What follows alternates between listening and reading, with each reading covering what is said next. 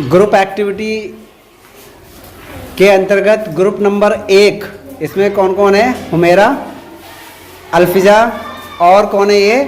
फैज़। इन लोगों ने जलीय जंतु, जल में रहने वाले जंतु, तो जलीय जंतु का जो है विवरण थोड़ा लिखा है और मछली का इन्होंने चित्र बनाया है, नामांकित चित्र। तो ये बच्चे जो है कुछ इसके बारे में बताएंगे। फैज बताइए भाई इसके बारे में, मछली के बारे में कुछ बताओ। मछली जो है इसका शरीर कैसा होता है? नाव के आकार का, मतलब कह सकते हो धारा रेखित शरीर होता है। कैसा होता है? मतलब कैसा होता है? इसके दोनों सिरे नुकीले होते हैं, आगे से नुकीला होता है, पीछे से भी नुकीला होता है, और बीच में कैसा होता है? ये चौड़ा होता है। तो ऐसी आकृति क्या होती है? धारा रेखित कहलाती है। क्या कहलाती है? धारा रेखित। और ये इससे क्या होता है? इसको तैरने में सहायता मिलती है। क्या होता है इसमें? तैरने में सहायता मिलती है। ठीक है। और जो जल में रहने वाले जंतु हैं उन्हें हम क्या कहते हैं? जलीय जंतु कहते हैं। क्या कहते हैं उन्हें हम? जैसे मछली है, ऑक्टोपस है, समुद्री घोड़ा है, सितारा मछली है, तो ये जो है जलीय जंतु कहलाते हैं। क्या कहलाते हैं? क्या आप लोगों को ये सारी बातें समझ में आ गई हैं? आ गई? चलिए, और बच्चे भी सब ध्यान से सुनेंगे, सबको ये बात समझ में आनी चाहिए। ये है हमारा ग्रुप नंबर 2 और इसमें बच्चों ने जो है क्या बनाया है? पौधे के भाग का नामांकित चित्र बनाया है। पौधे के भाग इन्होंने दिखाए हैं।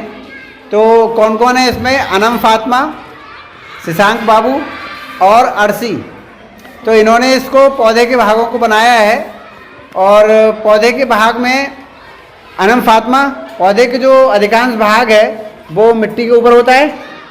पौधे के अधिकांश भाग कहाँ होता है? मिट्टी के ऊपर। और जो मिट्टी के ऊपर वाला भाग होता है उसे हम कहते हैं तना, पत्ती, फूल और फल। जो ऊपर होते हैं, फल कहाँ होता है? ऊपर ही तो होता है, मिट्टी के ऊपर। भाई मिट्टी नीचे है, जमीन नीचे है, जमीन के ऊपर तना है, तने के ऊपर क्या है? पत्ती है, फूल है और फल है। और जो मिट्टी के अंदर होता है, मिट्टी के अंदर, उसे हम कहते हैं जड़। क्या कहते हैं उसे हम? जड़ कहते हैं। तो ये सब बात तुम्हें जो है अच्छी तरह से क्या होनी चाहिए? पता होनी चाहिए, याद होनी चाहिए। पौधे के किसके बारे में? हमने पौधे के भाग के बारे में बात की है, वो सब लोगों को पता होना चाहिए। इधर देखिए सारे बच्चे, ग्रुप नंबर 3 इन्होंने जो है प्रकाश संश्लेषण की क्रिया के बारे में थोड़ा बताया है। ग्रुप नंबर 3 में है मोहिब्बा, दीपांशु और क्या नाम है? राबिया। तो प्रकाश संश्लेषण के बारे में इन्होंने बताया है कि जैसे रसोई घर में हम भोजन बनाते हैं, उसी प्रकार पत्तियां पौधों के लिए क्या बनाती है? भोजन बनाती हैं। पत्तियां किसके लिए भोजन बनाती हैं? पौधों के लिए। भाई पौधों के लिए भोजन कौन बनाता है? पत्तियां। और रसोई घर में मम्मी तुम्हारे लिए भोजन बनाती हैं, खाना बनाती हैं। ऐसे पत्तियां जो हैं वो पौधों के लिए भोजन बनाती हैं। तो पत्तियों को रसोई घर कहते हैं। किसका? पौधों का रसोई घर। किसका रसोई घर है? तो होता क्या है? होता क्या है? पत्तियां सूर्य के प्रकाश की उपस्थिति में जल और कार्बन डाइऑक्साइड की सहायता से क्या बनाती हैं? भोजन बनाती हैं। और इस प्रक्रिया को क्या कहते हैं? प्रकाश संश्लेषण कहते हैं। क्या कहते हैं? प्रकाश संश्लेषण। और इंग्लिश में कहते हैं इसे फोटोसिंथेसिस। क्या कहते हैं इंग्लिश में? फोटोसिंथेसिस या फिर प्रकाश संश्लेषण। ग्रुप नंबर 4 और ग्रुप नंबर 4 में है रिफा और मंगल और अंगूरी। इन लोगों ने बनाया है पुष्प के भाग। इन्होंने बनाया है पुष्प के भाग। तो पुष्प के जो भाग हैं वो कौन कौन से भाग होते हैं? एक तो होता है पुंकेसर, स्त्री केसर, और क्या? पंखुड़ी, और क्या होता है? बाह्य दल। ये पुष्प के भाग होते हैं। पुष्प, इसको फूल भी कहते हैं। क्या कहते हैं इसको? तो ये फूल के कई सारे भाग हैं और इन भागों के नामों को तुम्हें क्या करना है? याद रखना है। क्या करना है? ग्रुप नंबर 5 और इसमें है सादमा फातिमा, जैनब और ये रोहित बंगाली, नहीं रोहित। तो रोहित जो है इन्होंने ये बनाया है, क्या बनाया है भाई? इन्होंने बनाया बास स्थान के आधार पर जीवों का वर्गीकरण। तो वास स्थान के आधार पर जीव जो हैं ये 4 प्रकार के होते हैं। कितने प्रकार के होते हैं? इसमें पहला है जलचर। जलचर जो जल में रहते हैं, जो जल में रहने वाले होते हैं उन्हें क्या कहते हैं? जलचर। और दूसरे होते हैं नभचर, जो आकाश में रहते हैं, हवा में, वायु में उड़ते हैं, उन्हें क्या कहते हैं? नभचर, जो वायु में उड़ते हैं, पक्षी। अब नभचर कौन होते हैं? पक्षी। जो पक्षी होंगे जो हवा में रहेंगे, उड़ेंगे आकाश में, उन्हें क्या कहेंगे हम? नभचर। क्या कहेंगे? अच्छा, नभचर कौन कौन से होते हैं? जैसे कौवा है, बाघ है, गिद्ध है, चील है, ठीक है। और जलचर कौन होते हैं? जैसे मछली है, आपके पास है, कछुआ है, सांप है, तो ये सब जो है क्या है? हमारे जलचर। नंबर 3 होता है उभयचर। उभयचर वो होते हैं जो जल पे भी रहते हैं और जमीन पे भी रहते हैं, मतलब जो थल में भी रहते हैं और जमीन में भी रहते हैं। जल और थल दोनों में रहते हैं। जल और थल दोनों में रहते हैं, उन्हें कहते हैं, उन्हें हम कहते हैं उभयचर। जैसे मेढक जल में भी रहता है और बाहर भी रहता है। कछुआ जल में भी रहता है और सांप जल में भी रहता है और बाहर भी रहता है। तो ये उभयचर कहलाते हैं। क्या कहलाते हैं? और एक हमारे पास और है, उसे एक होते हैं हमारे पास थलचर। क्या होते हैं? और थलचर वो होते हैं जो जमीन पे रहते हैं। जो जमीन पे रहते हैं वो कहलाते हैं थलचर। जैसे कुत्ता, बिल्ली, भैंस, गाय, ये सब क्या है? आदमी तो यही रहता है थल पे। थल मतलब जमीन। थल मतलब जमीन। तो जो जमीन पे रहते हैं वो होते हैं थलचर। क्या होते हैं? थलचर। तो इसके कितने प्रकार याद रखेंगे? 4 प्रकार याद रखेंगे। एक तो होता है थलचर, बोलिए थलचर, जलचर, नभचर, उभयचर। 4 प्रकार तुम्हें याद करने हैं, सारे बच्चों को याद होने चाहिए 4 प्रकार।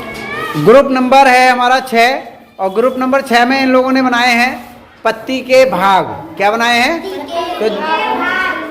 तो ये पत्ती जो हैं, यहाँ पर इन लोगों ने पत्ती के भाग बनाए हैं। इसमें है ये राहमीन और फाइज, और एक बच्चा और है फैज।